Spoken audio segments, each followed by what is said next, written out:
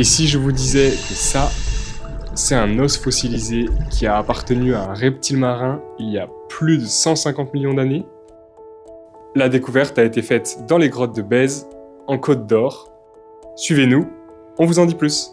C'est en plongeant par ce siphon que les plongeurs ont pu donc découvrir, ou plutôt redécouvrir, un fossile, et que cette année donc, on l'a pu identifier comme étant un fossile de plésiosaure. Ce fossile avait été observé dès les années 90, cependant ce n'est que cette année qu'on a pu l'identifier de manière plus formelle en faisant des photos, ce qui nous a permis de réaliser une photogrammétrie, donc une image 3D. Et donc les progrès de la science ont été d'une grande utilité pour cette découverte. Et comme je dis, il a été connu dans les années 90, ce fossile-là.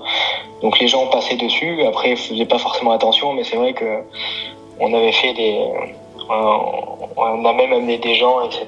Et on jouait un petit peu au cache-cache entre guillemets en leur disant il y a un fossile, on va dire, de plésiosaure, est-ce que vous arriverez à le trouver?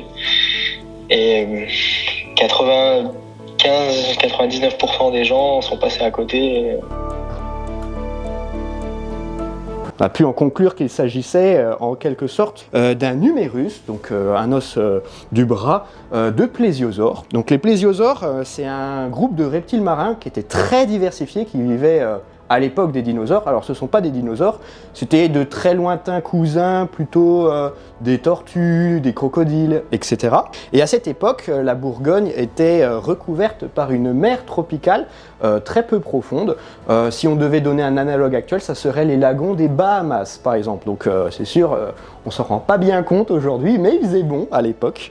Alors ce fossile, on va le laisser en l'état. Ça serait très dangereux d'essayer de l'extraire. Ça risquerait tout simplement de détruire ce fossile. Cette impression 3D, elle rejoindra les autres reliques qui ont été retrouvées dans la grotte. Par exemple, récemment, on a retrouvé quelques dents de poissons qui datent, eux, du Crétacé et d'autres ammonites avec des formes diverses et variées. On est encore en cours d'étude.